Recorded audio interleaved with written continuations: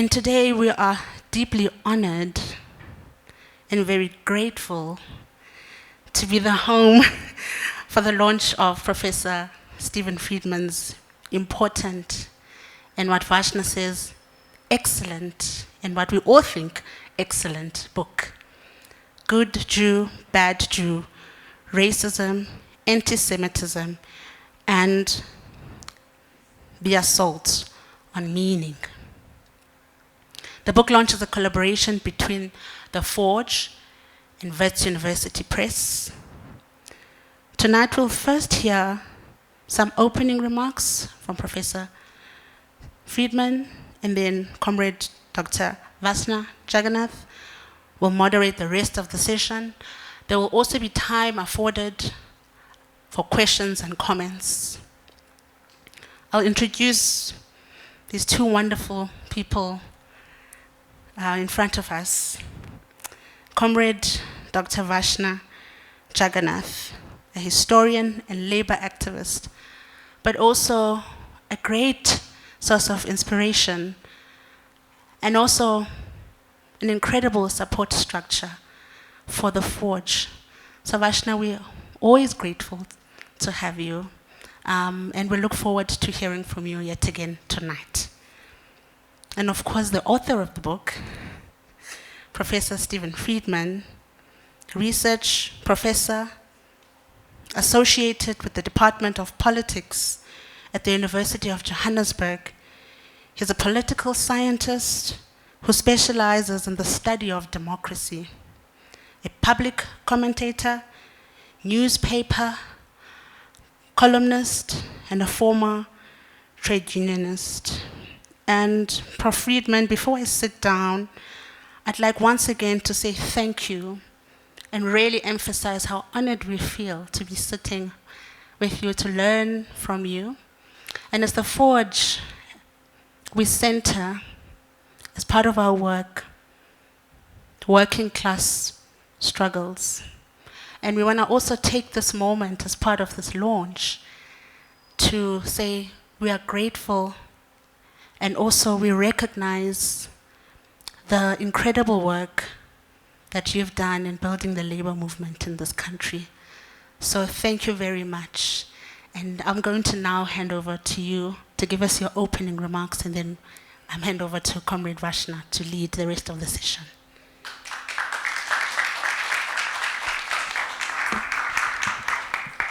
Yeah, thanks for that introduction. Just a piece of absolutely trivial and pointless news, which I'm obliged to pass on to you. I'm no longer attached to the politics department as of last week. I'm now attached to the philosophy department. And if you want to know why, it's because the dean says so, which at universities really closes all arguments. Okay, but that's fine.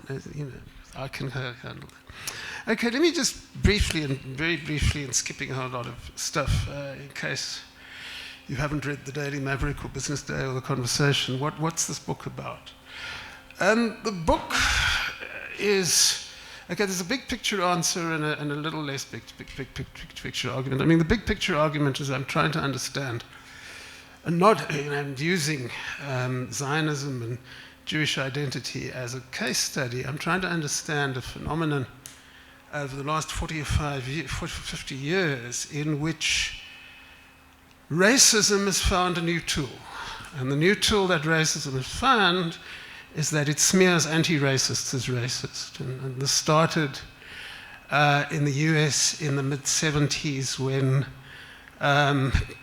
white men would go to court to say that affirmative action was discriminating against, that white men were discriminated against species. And of course, that's a very common view in South Africa.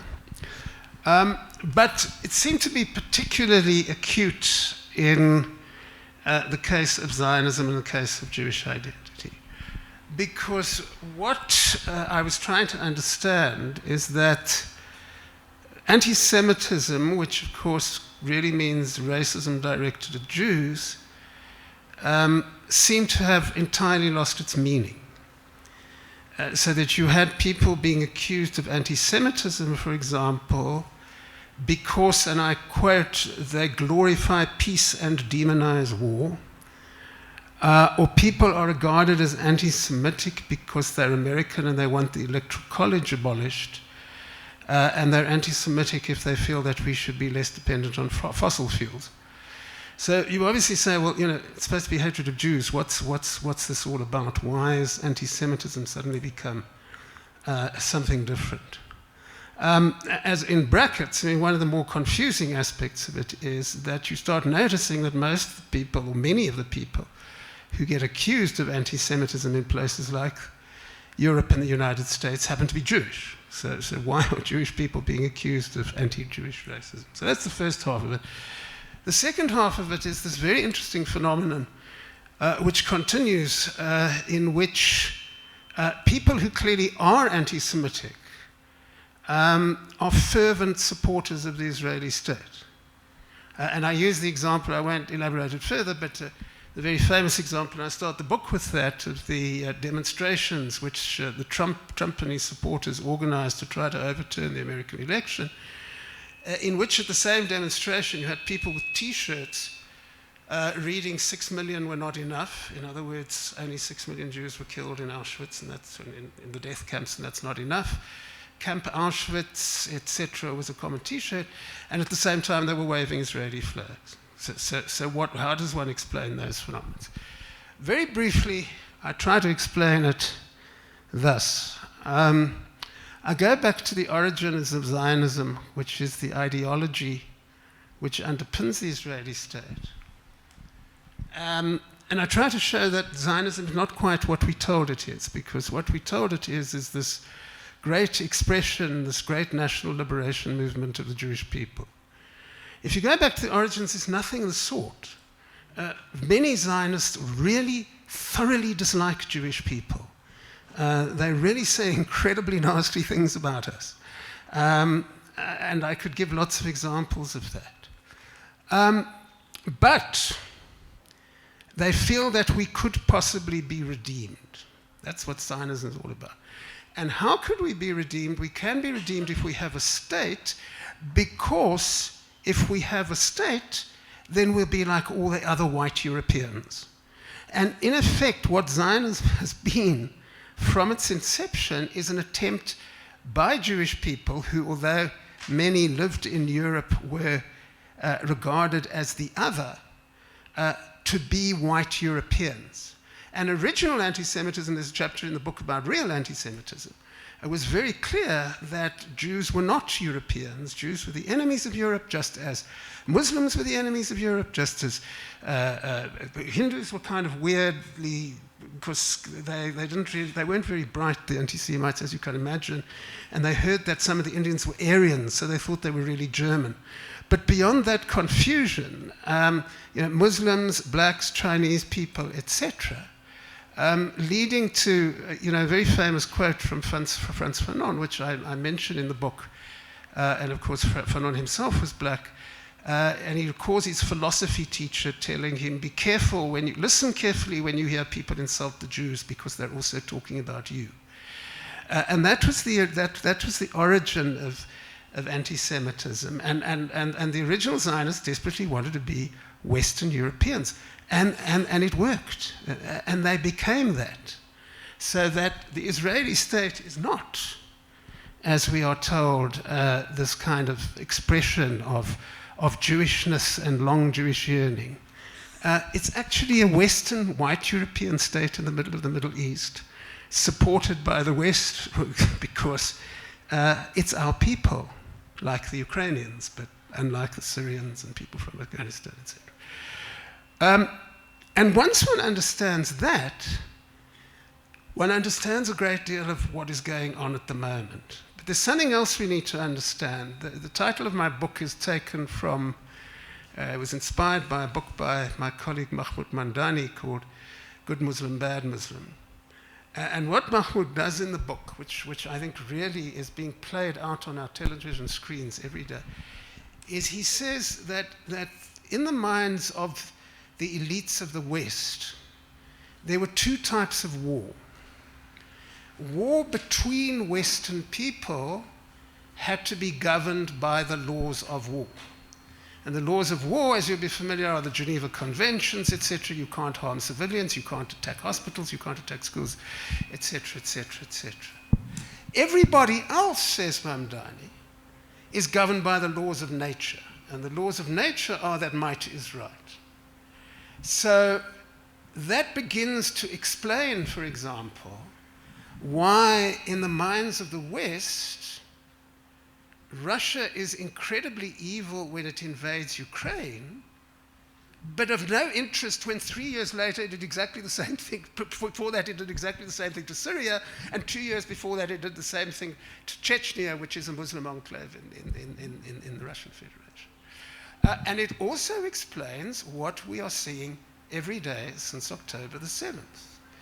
Because essentially what we being told is that Jewish Israelis, who remember are now white Westerners, are entitled to the laws of war, and Palestinians are entitled to the laws of nature.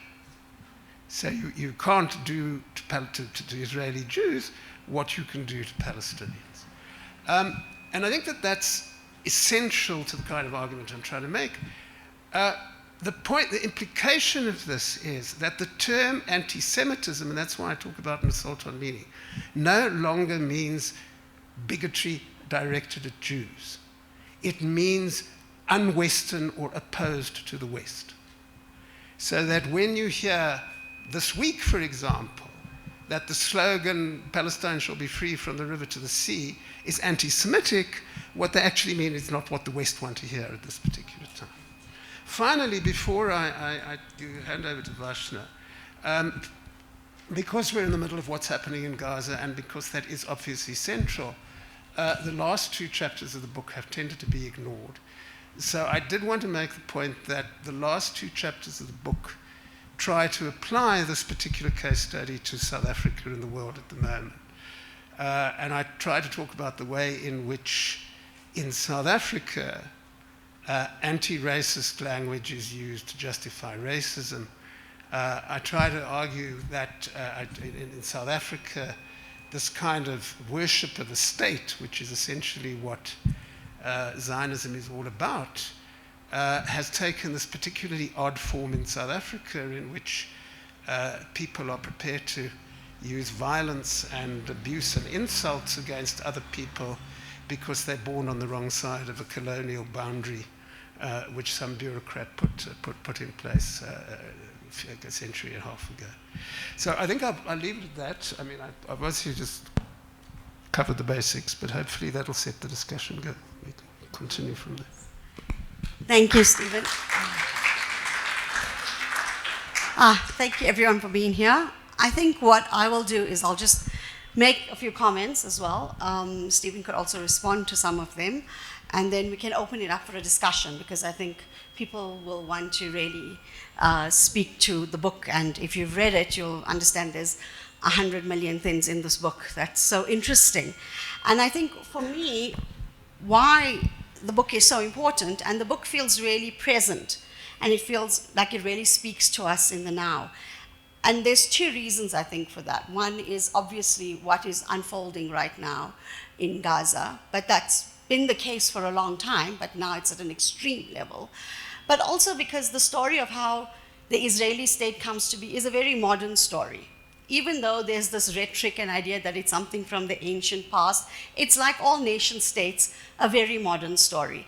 And it has a variety of these modern themes that's contributed to how it's built. And I think, Stephen, really importantly in this book, you capture those themes. And when you're reading it, you can't help but see and point to things that are happening right now. I think some of the issues is around this question of occupation, colonialism, and racism.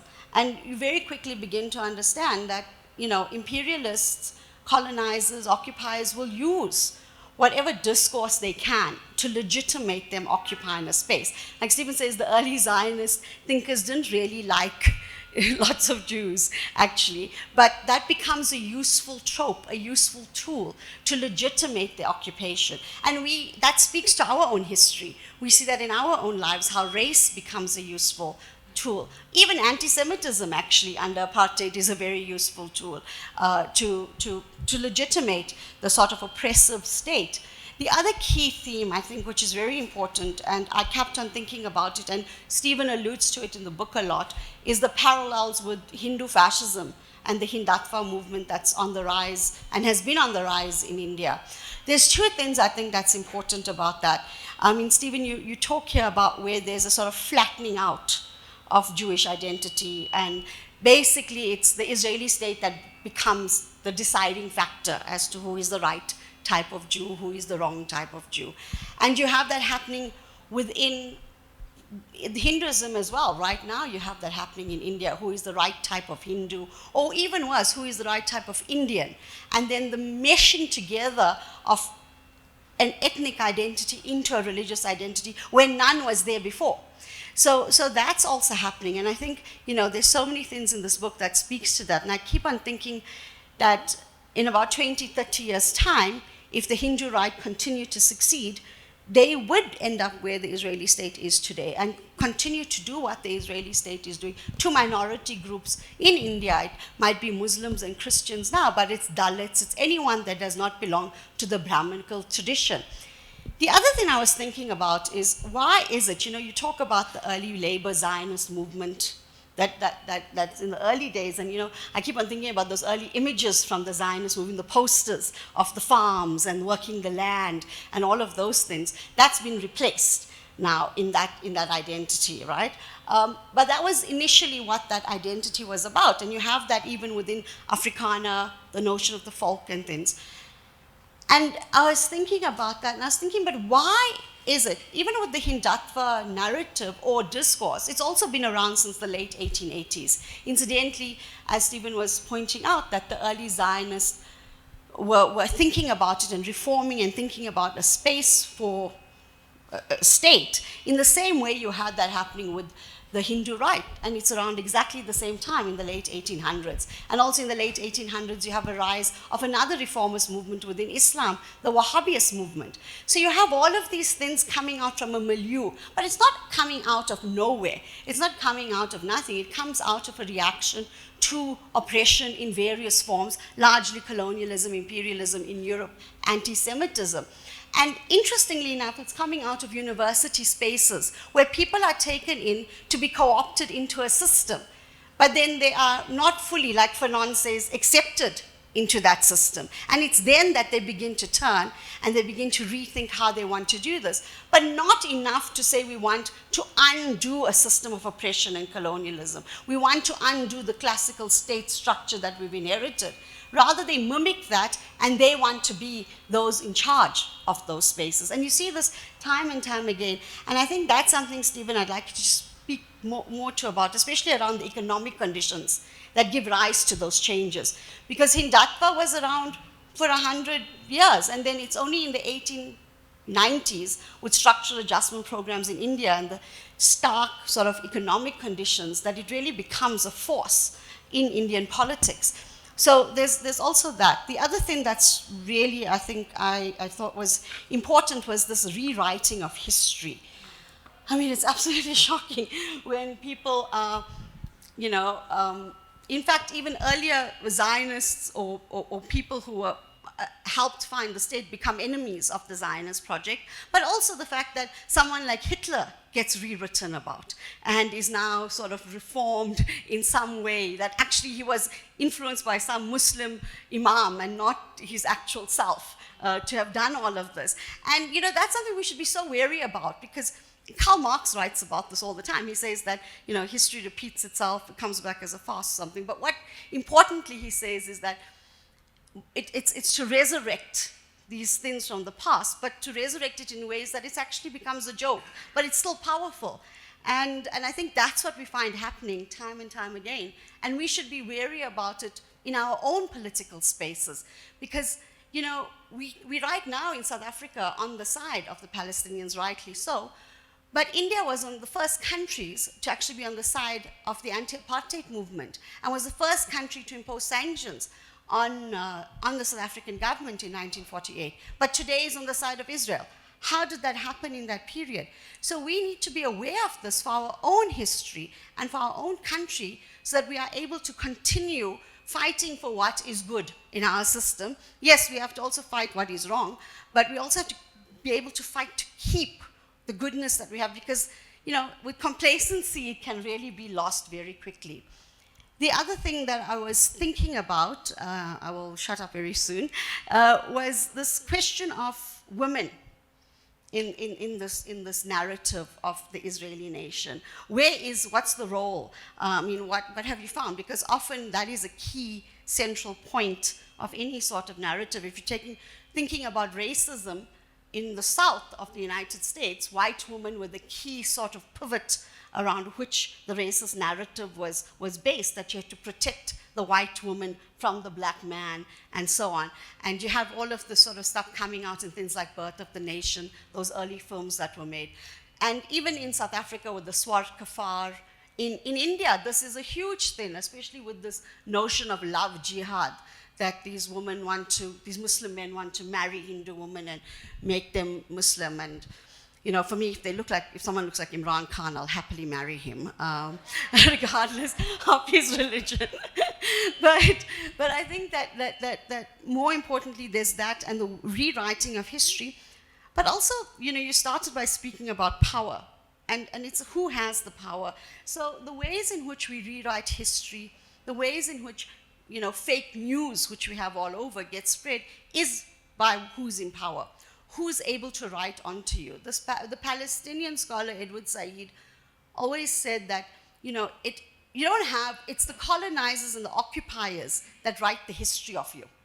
There is no South African history of England or the English. You know, it's the English that have the history of us. And if you look at the Zionist project, that is what it does. It tells you what's the history of that space. And, you know, contradictorily, it's telling you a history of a space that's incredibly diverse, that it's incredibly from the Middle East, from the Arab world. And by Arab, I'm not meaning Muslim, I'm meaning an Arab world. And all of that history that goes back thousands of years. And they want to claim that. But at the same time, they want to create this Europeanness and this European identity, and this contradiction of that, I think, is something we could be discussing a bit more. But yeah, those are some of the comments that stuck out to me, but I just think that really excellent book, if you haven't read it, lots of ideas and lots of parallels, not just with things like Hindatva, which is obvious. I think we need to think about what's happening in terms of reformist movements within our own country. In South Africa, you know, we often think the colonized world is once we get independence, it's going to be different. But, you know, these patterns seem to be replicating itself everywhere. And it does so in Europe as well. I mean, you know, that's what Nazism was. So we need to think through this, and in our own intellectual work, think about liberation, think about what it is we want for a society, but make sure it is embedded not in one of these identity tropes. Because as long as it's embedded in an identity trope, the notion of a state or nationhood is always going to be exclusionary. And that level just increases when the resources and the economics becomes more and more constrained. So yeah, thank you. I think what we do is we'll have Stephen, if you want to respond to any of the comments or points, and then we can open up. Thanks.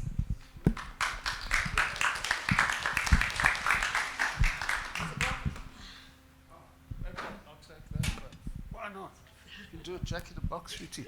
Yeah, you asked this very interesting question about why these movements appeared at the same time, roughly. And I can't speak, I don't think there was anything, I mean, you know, the economic aspect of it is important, but I don't think the issue was economic. I think the issue was this, that these kind of, I mean, in a sense, what we're talking about here are decolonial movements which aren't. Movements which present themselves as decolonial but are actually repeating colonialism. That's what Zionism is, that's what Hindatva is. And they're even, you know, the Wahhabi thing is more complicated, but there are features of it there.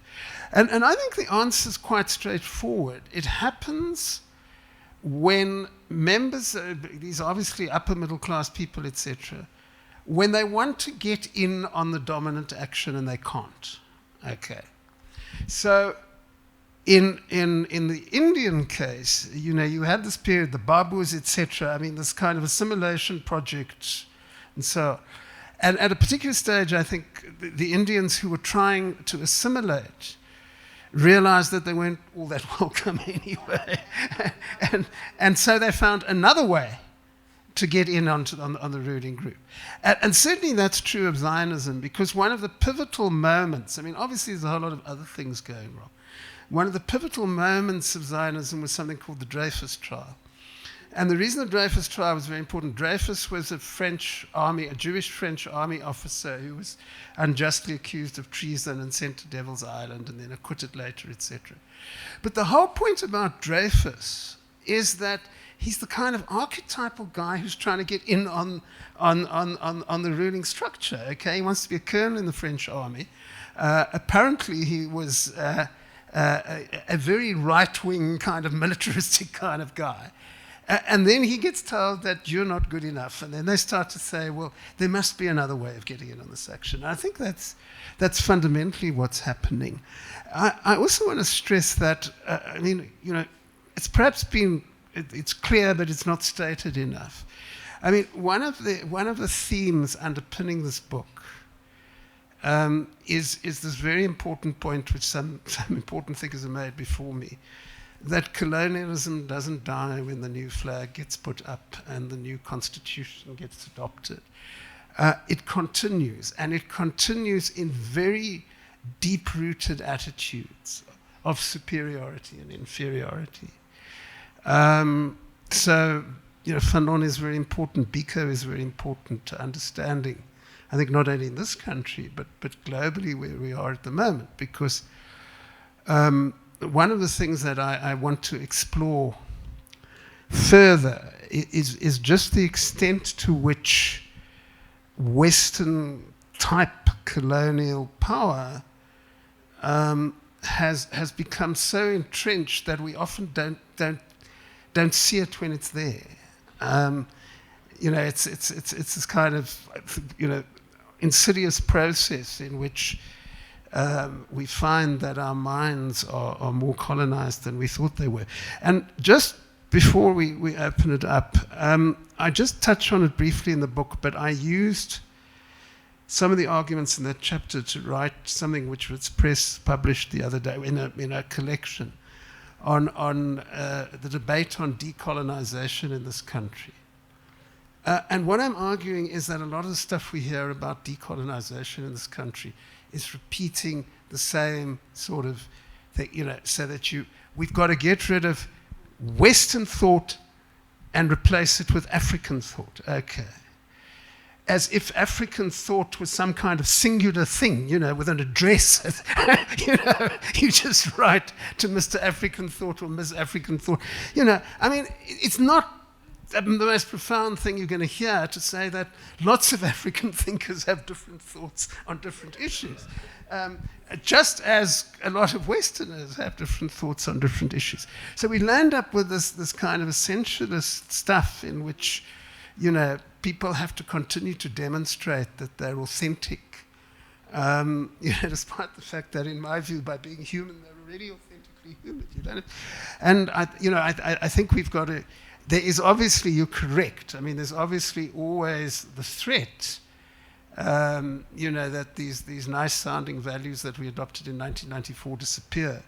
But what worries me is that I suspect that's how they disappear. That you have this very strident, we are the real Africans, or we are the real voice of the people kind of thing, which turns out to be extraordinarily elitist, extraordinarily anti-poor, extraordinarily anti-human. And I think that one of the lessons is that we need to think about how we avoid that here. Thanks.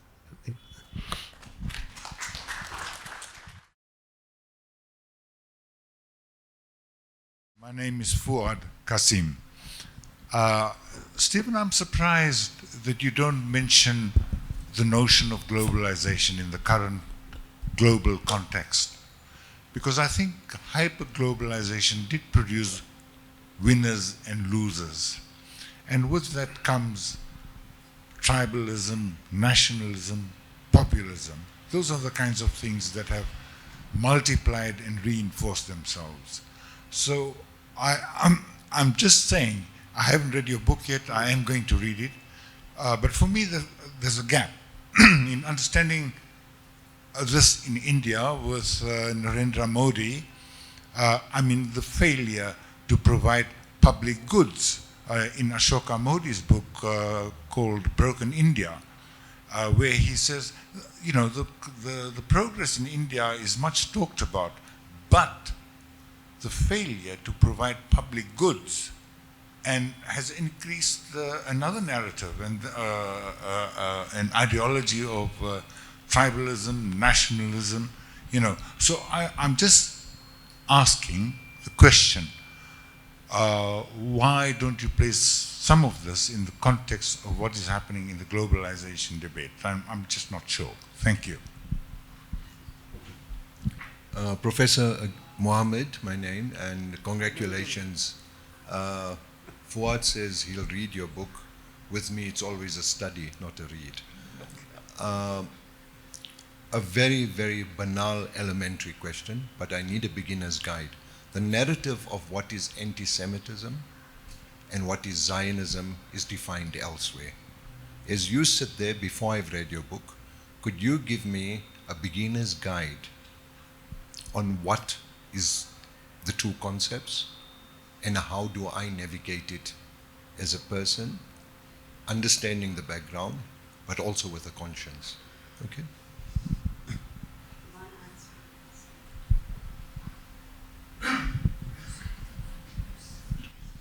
All right. My name is James. Yeah, right here. So one of the questions that I had was slightly unrelated to the topic that we're having now, but it's on your speciality. There is a notion that maybe democracy wasn't that great for Africa. What do you say about that? And do you think that it has served a very great role for the African continent, or was it a concept that was conceived prematurely? But secondly, how do you navigate the biases? You've already spoken about how the news and the media and all these bodies influence how you think about certain concepts. So how do you then navigate the bias behind certain news items or concepts or struggles so that you don't end up being on, as I would call it, the wrong side of history? Because maybe the biases could lead you to sympathizing with the wrong person, if that makes sense. Thank you. Just read me, then you don't read anybody else. Then. No. Okay. I talked about globalization in the 2015 book. So no, I'm joking. It's a very interesting debate, and I hear what you're saying, and I know the argument. I'm just not convinced that it works in this case. I mean, the ideologies we're talking about are pre-globalization ideologies. The people who are more importantly, whether you're talking about Hindutva in India or you're talking about Zionism, the people who are punting this ideology are the winners of globalization. They're not the losers of globalization. So this is not our standard explanation, which I know, which explains certain forms of religious fundamentalists, etc. These are the people who are losing out from globalization, and this is their comfort and their consolation. These are the winners, and I think that what I'm trying to understand is the ideologies they use to stay winners. Obviously, in the Hindutva case, it doesn't hurt that you can mobilize a whole lot of people who are losers from globalization by telling them that their identity is more important than the fact that they're losing out. That's always a happy, inverted commas, not happy for the rest of us, happy for them, happy product of these nationalist ideologies. But I don't think that they've been, maybe globalization's given them some technologies which they didn't have before. And I do argue in the previous book that we've got to, sorry folks, it's only going to take 2 minutes, the technical stuff. I mean, if you're going to look at globalization in terms of trade flows and flows of goods and services, I still stick to the point that what we're watching at the moment is not particularly new, and that work's been done for ages. I mean, there's less globalization now than there was at the turn of the century under colonialism, etc. What is new is, of course, the new technologies, the new media technologies, the new, digital technologies, etc. And I'm not sure we quite understand fully yet how those work, but they certainly enable the purveyors of division to get their message across a lot, particularly in Latin America, where it's used very effectively by right-wing people to drown everybody out. So that's certainly, an element in some of the right-wing activity that we're seeing at the moment, but I don't think it quite describes what I'm dealing with in the book. Yeah, Mohammed, probably, there's standard definitions of this thing, but probably the best way to describe it, seeing that we're sitting in South Africa, is Afrikaner nationalism is the belief that white Afrikaners should control a state in an area, of course, where white Afrikaners are not the only people. In fact, they're a minority.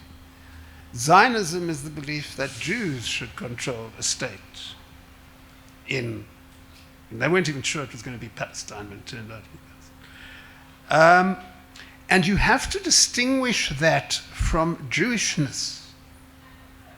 Because if Afrikaner to say that Afrikaner nationalism is Afrikanerness, then Beyersnodder and Burton Baitenbach and all sorts of other people we could name didn't exist.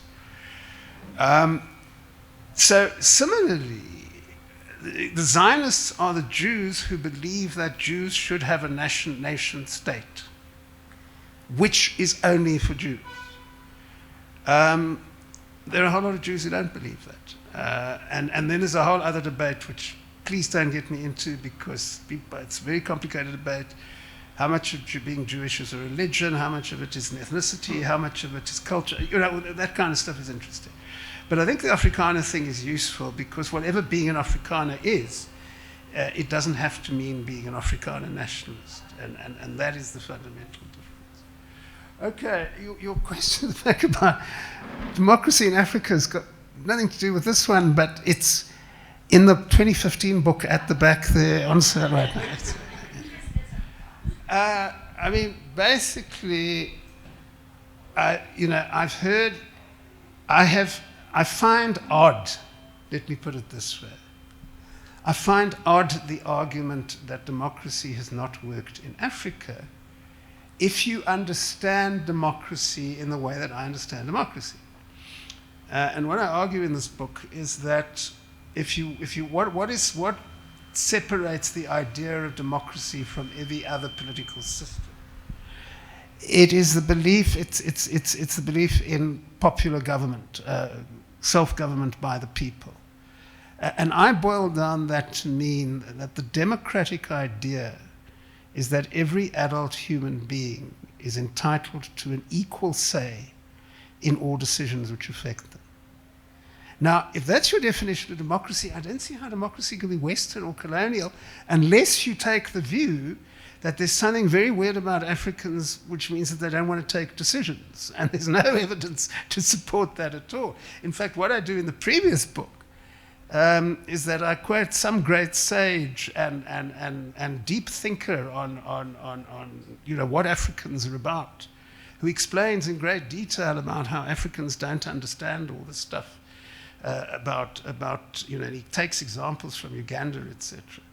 And then he goes back to Norway, where he comes from, and makes it quite clear he doesn't understand Norway as well as not understanding Africa. Because he keeps on, he puts up this kind of ridiculous thing about what he thinks democracy is, which certainly doesn't exist in Norway and has never existed anywhere else. And you have a lot of this kind of, remember I said in connection with this book that one of my great bugbears is that colonialism is insidious and all around us. That's a hugely colonial idea, the idea that Africans somehow don't want to govern themselves, that Africans somehow don't want to decide. And of course, one of the things you can decide if you have democracy is you don't have anything to do with the West. That's a perfectly legitimate democratic decision.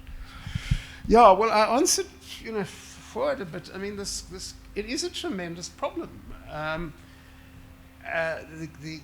The effect of media in the world today is in the main not a positive one. But I suppose the only good news I can offer is that there are, and you're not the first person. I'm not the first person you've heard said that. The one positive spin-off of what has happened above media over the last 40, 50 years is that it does make alternatives easier. And the alternatives may not be as big and as well read. I mean, just to give you an example, I mean, we're talking about big pictures. In India today, I mean, one of the many awful stories about India today is the extent to which Modi and the people around him have got together with some very rich people, and they've essentially bought up the Indian media. And India is full of brilliant unemployed journalists who've been thrown out of their jobs because they tell the truth. And the only way those folks can continue to tell their story, is through websites, through that kind of process. So you always have to be aware of that. I mean, I got interested in, and I'll just make this point and then we can move on. I mean, one of the things that inspired me to write this book is that for years now I've done this thing where kind of 5 or 6 days a week I send out media stuff to people who are interested in Palestine, etc. And increasingly you find, you're not sending them stuff from the New York Times or from the Washington. You're sending them stuff from Mondevice, which is this website somewhere in the US, or from Middle East Eye, which is people, in the Middle East trying to understand.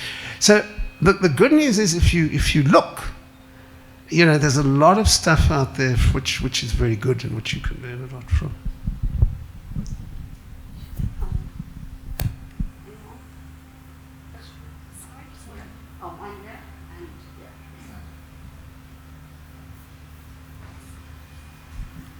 Hi, my name is Jocelyn. I know that the topic is about Judaism and the different ways of being a Jew, etc. But I wanted to ask you about Palestinians. Similar to what Mohammed was asking, what is a Palestinian? Is a Palestinian an Arab? Are all Palestinians Arabs? And if you could tell us a little about this, because I've come to understand that in Israel they tend to talk about Palestinians as Arabs only and deny that Palestinianness because of the fact that the land of Palestine was created under the British mandate. So there's that negation of Palestinianness. If you could tell us about that.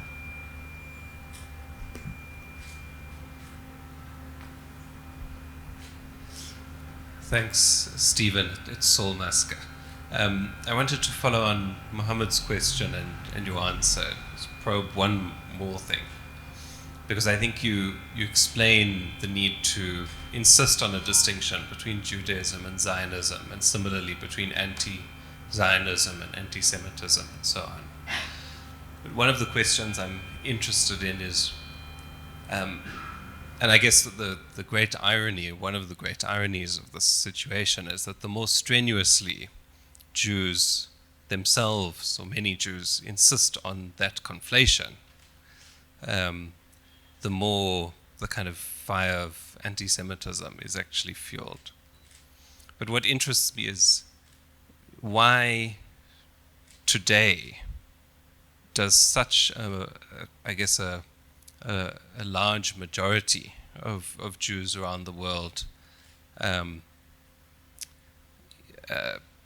conflate the Jewish identity with Zionism? What is your explanation for that?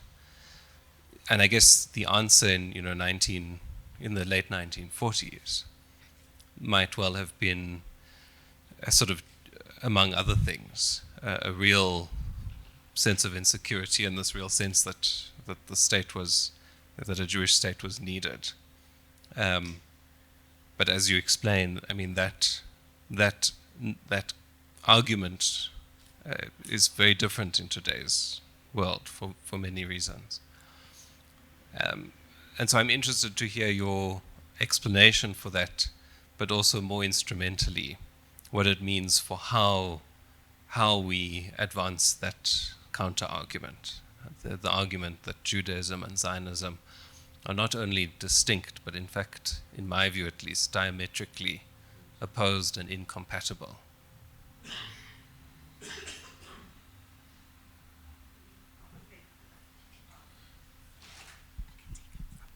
Am I there? Yeah. So the first one is a comment for Vashna.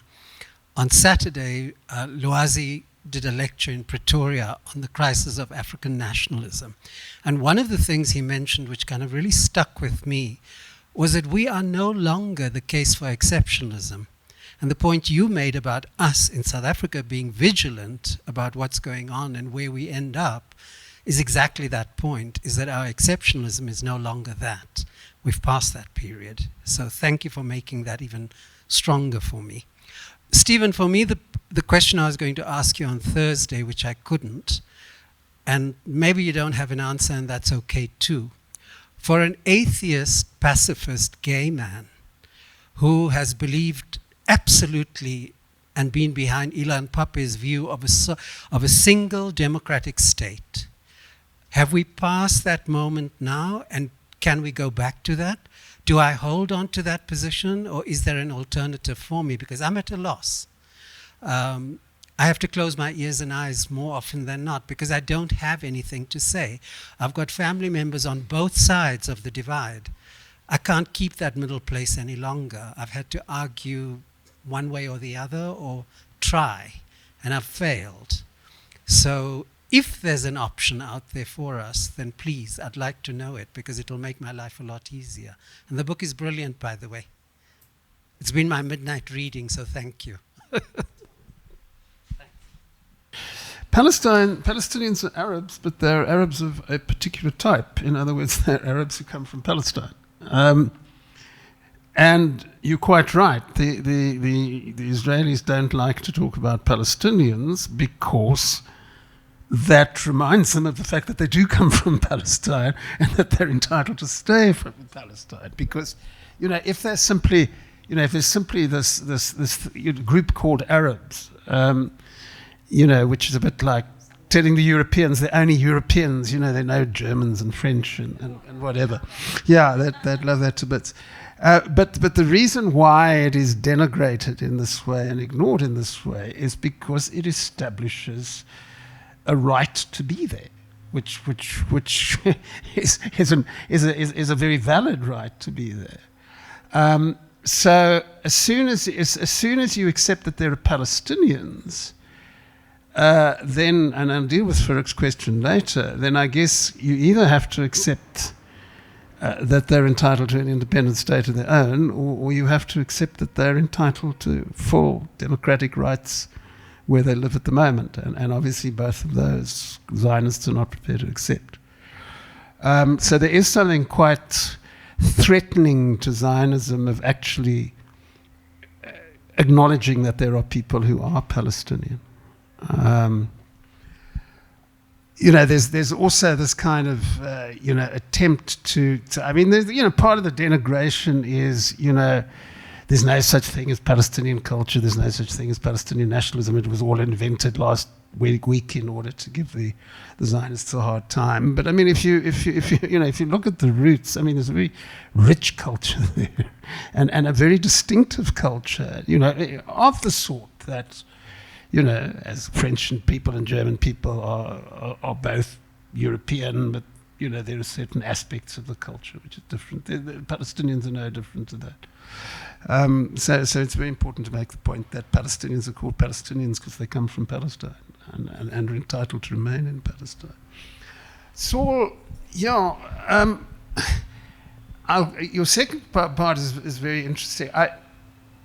I'm not convinced, let me put it this way, that as many people are drinking the Kool-Aid as you think. And certainly if they were drinking the Kool-Aid, they're not drinking it anymore. If you look at the US, which is really, where you're continually told that there's a lot of myths about Jews in the US. Biden is scared of the Jewish vote and all this kind of stuff, etc. It's been proved wrong time and time and time again. Anybody want to make a guess of what percentage of Jewish voters in the United States believe that the president's stand on Israel is important? 4%. Okay, 4%. If you look at the polls which are being done on Jewish opinion in the US at the moment, you're pretty close among Jews below the age of 30. You're pretty close to a majority for the proposition that Israel is an apartheid state. And I think we're going to see similar evidence of this elsewhere. And one of the things that interests me about this, and it's simply a strategic point, which I made the other night, is, in terms of strategies for change, obviously trying to change apartheid by persuading white South Africans that it was a good idea did not have unlimited success. I agree absolutely that trying to challenge Zionism by telling Zionist Israelis that it's a bad idea is not going to go anywhere either. But there's something different about this. And what is different about this is that a very important, dimension of support, real or imagined, for this project comes from people who live in other places. And because they live in other places, they don't have the sort of skin in the game which Jewish Israelis do.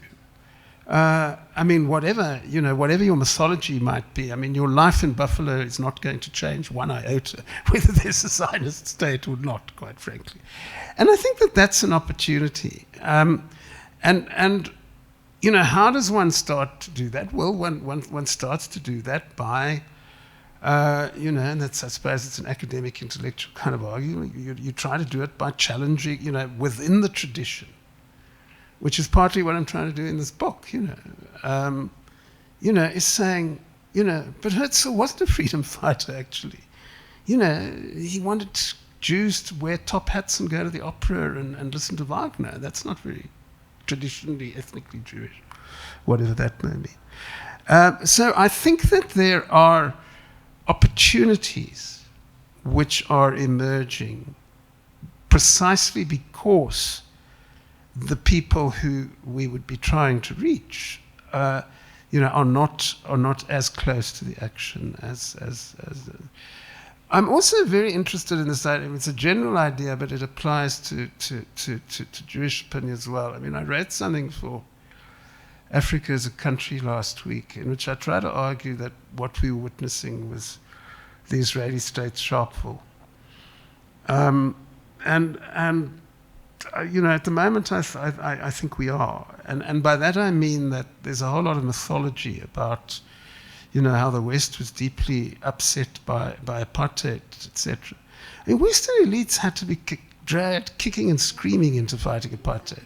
And one of the things that dragged them into, the main thing that dragged them into it, were their own citizenry, who were horrified at what they saw sharpfall. And sharpfall was this kind of cutting-edge event. You don't like to talk about that when people died, but that was the reality it had.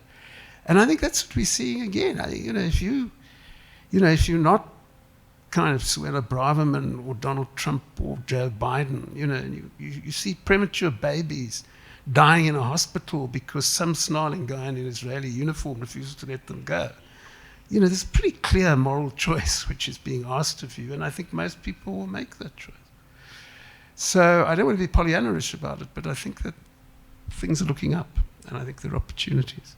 Sorry, I got carried away about that. What was it? Oh, Farouk, sorry. Yeah. Look, I don't think the question is, as the one-state moment passed, the question is that, it's still on the way. Because, there's still this the two-state thing, Solution doesn't seem to me to be an appropriate word at all. The two-state thing has basically become an excuse. Okay. Because what would these two states look like? Palestine, there's only 1/10 of it left, for heaven's sake. I mean, it would make Ciskai look like Switzerland, so there's no grounds there for a state. And the logic behind, I mean, I'm really getting tired, you've heard this for years, etc., about how this would work. On the one hand, you are told that the differences are so irreconcilable that the idea of people living in the same state is ludicrous. On the other hand, you're told that they're going to live next to each other in deep happiness in states which have armies and police forces, etc. I mean, I can't think of anything more dim, quite frankly. If the two-state thing were to work, it would need such goodwill on both sides that you'd really have to ask yourself why there wasn't one state in the first place. So no, I think it is. Look, and this is just a political point, which is a bit pedantic, etc. I don't call for a one-state thing anymore, and the reason for that is that I'm worried about contradicting myself.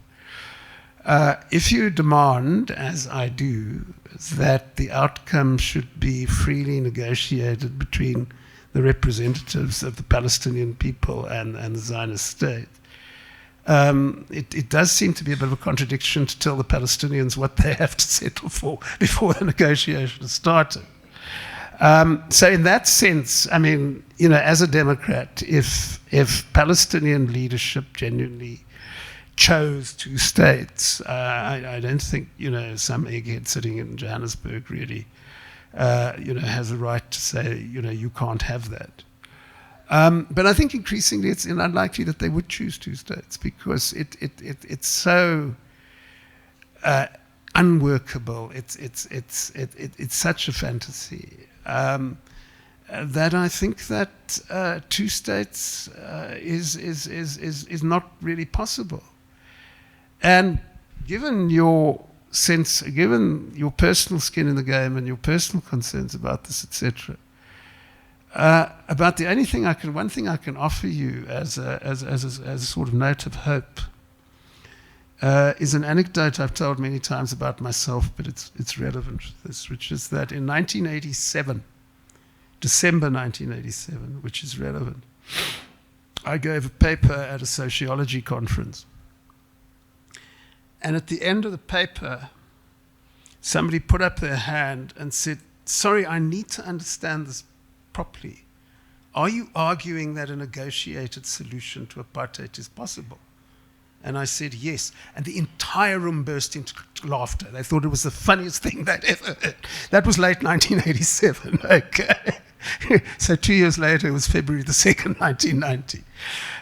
So that's not a sort of advertising how wonderful I am. It is simply saying that what you're reflecting, which I empathize with, is the sense that, when you see the levels of the violence, etc., you say to yourself, well, this is just a pipe dream.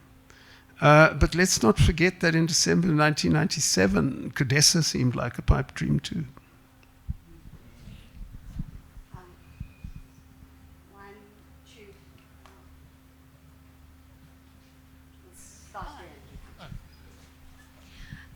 Hi there, my name is Sydney. I just wanted to talk about the Zionism versus anti-Semitism versus Judaism.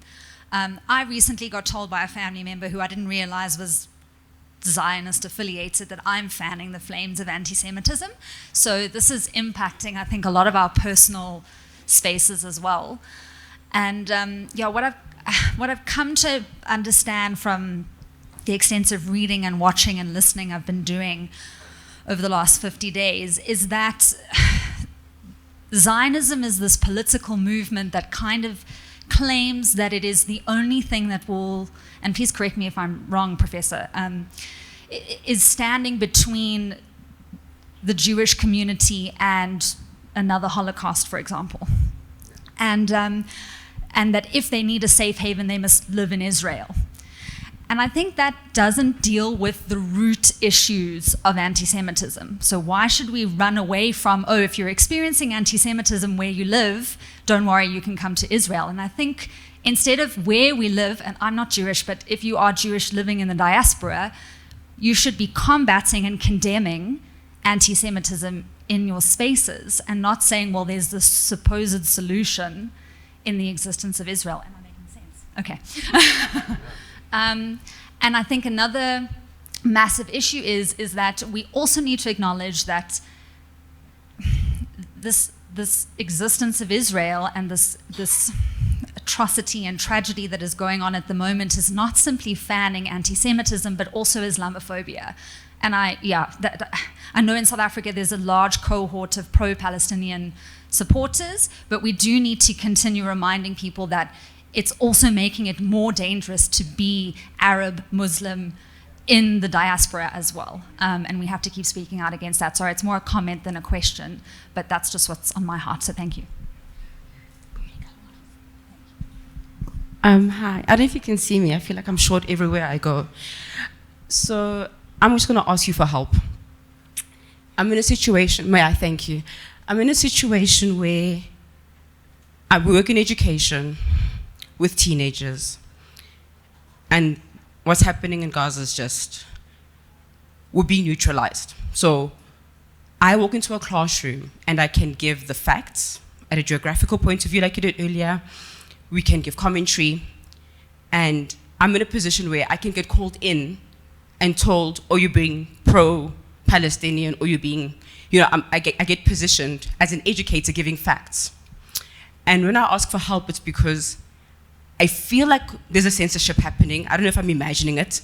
I'm feeling gaslit, and I've been put in a position in my institution where I cannot justify that anymore. I cannot justify limiting information to teenagers who need it.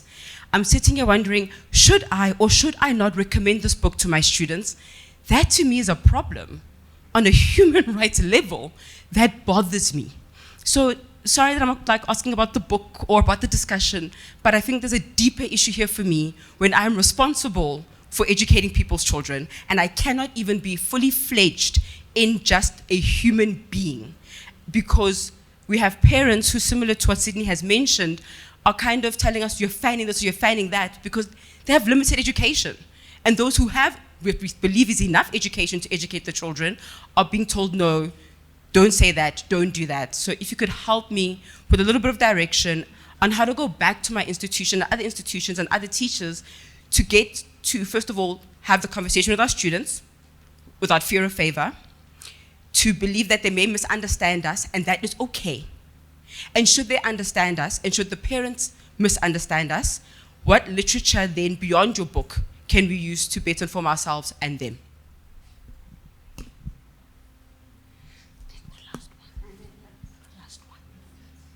So we'll take one last one. Stephen, I just wanted to ask you about the socialist strand in Zionism and how that fits into the argument that you're putting forward in this book. If you could just comment on that a bit. Thanks. Okay, thanks. Sorry, Sydney at the back there, the sort of double-edged question. The first, I could just deal with your second one straight off because it's straightforward. I mean, Islamophobia is obviously, I mean, I haven't mentioned it because it's so ingrained in everything we're talking about that I just sort of take it for granted. But the book does discuss it, and there is a sense in which Islamophobia is the new anti-Semitism, in the sense that one of the, I sort of try to unravel it and I say, why are these things happening? And I talk about the Israeli state and I talk about right-wing politics. And there is a section there on the role of Islamophobia because Muslims are being stereotyped and demonized in much the same way as Jews were 100 years ago. And I quote in the book Jewish writers on anti-Semitism who make precisely this point, to say, well, now it's something Muslims experience rather than Jews. So it's central to this, that the kind of demonization which Jews had to face is now heaped almost exclusively on Muslims. Your whole question about anti-Semitism, etc. Look, there are a couple of things to be said about this. I mean, the first point is that I can imagine, and I think that's what Saul was hinting at before he had to go. It's not only that the original Zionists were anti-Semitic. There's something deeply anti-Semitic about Zionism in the sense that it totally caricatures Jewish people. It pigeonholes us all into one group, so we all have to be Zionists. And in a sense, if you think about it for a moment, and I quote a guy called Robert Cohen, who's a very interesting British anti-Zionist writer who talks about this, and says that he resents the idea that because he's Jewish, he's associated with murdering premature babies in Gaza. There's no connection between the two. So if you say that it is an essential part of Jewish identity to put up with the myriad human rights abuses and worse of the Israeli state, then you are caricaturing and demonizing every Jewish person on the planet. I think that's the first point to be made.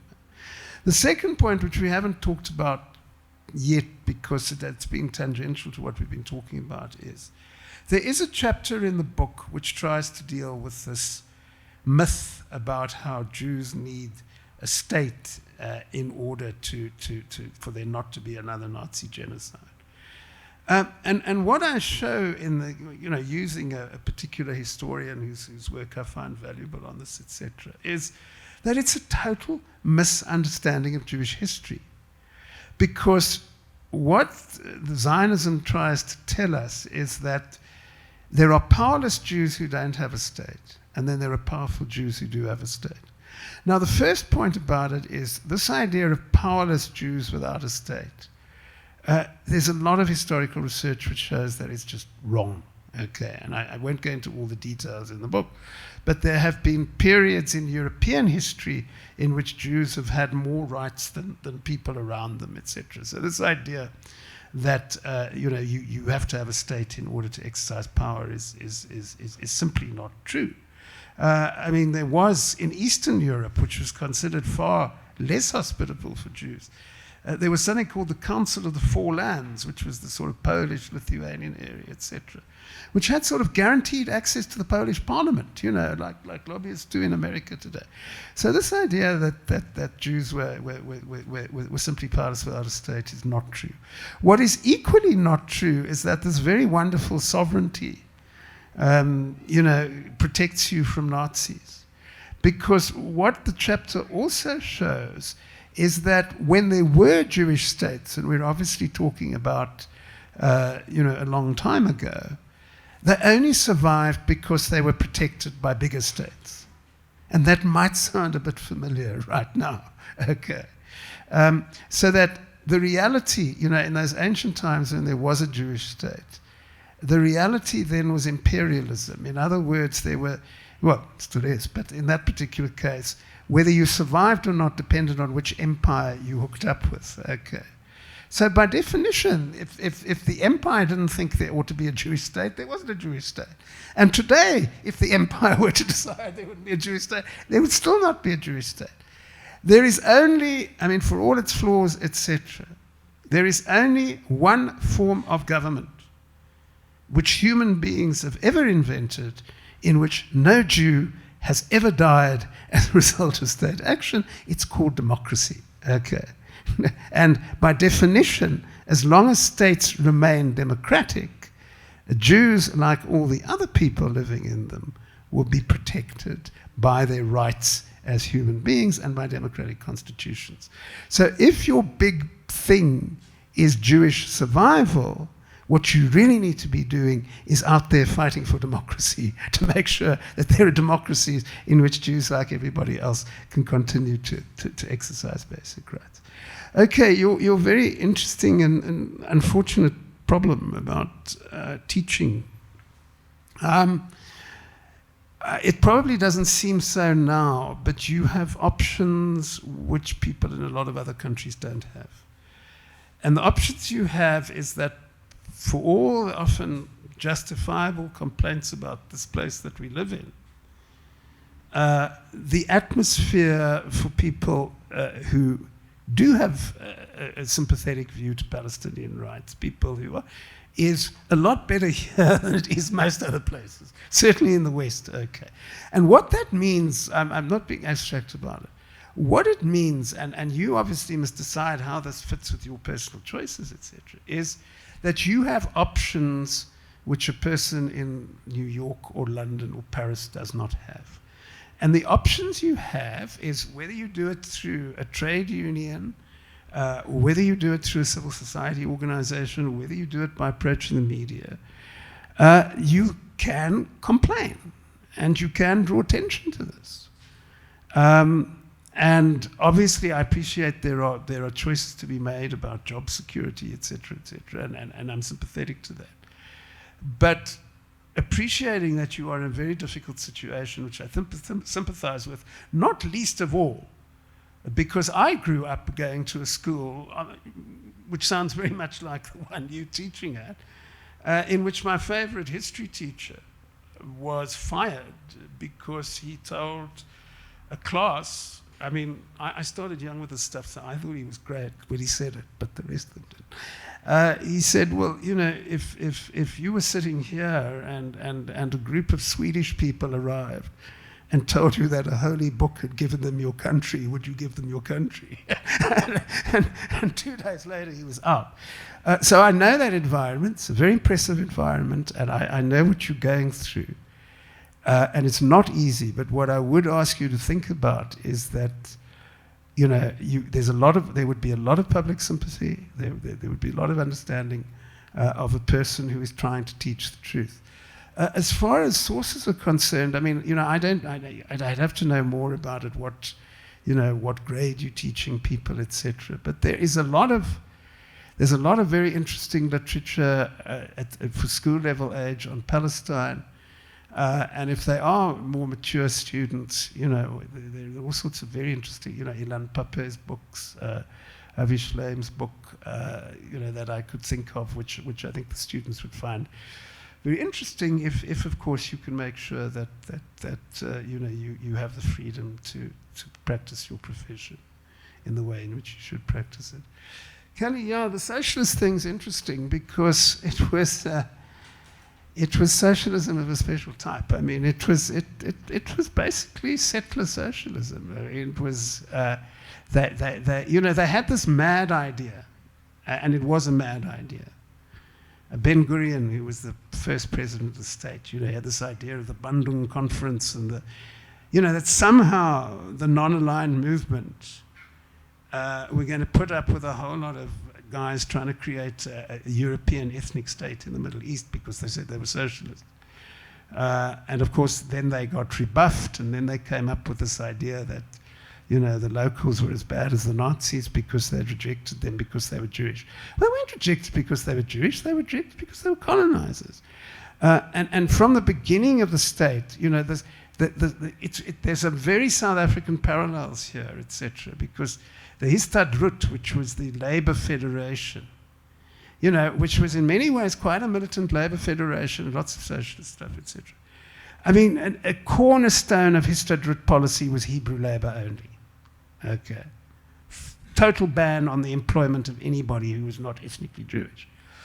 And what happens when you have that reality is that after a while, you know, the facade drops, and they have to drop the socialism because nobody believes in the socialism anyway, because, you know, nobody believes them when they say they're socialists because, you know, that strange idea that socialists shouldn't, you know, exclude people because they're not Hebrew or whatever. So it was always, you know, I mean, to South Africanize it, you know, there was a lot of workers of the world unite and fight for a white Israel attached to that, and I think, you know, that's why it turned out to be unsustainable. You know, so that the kibbutz movement was originally, you know, used to have these, you know, Shlomo Sand, who's this wonderful anti-Zionist writer who landed at, you know, who was born in Israel because his non-Jewish Catalan father got attracted to the kibbutz movement. You know, I mean, today it's it's nothing like what it was previously. It's basically a sort of rural tourist thing, etc. Because of it.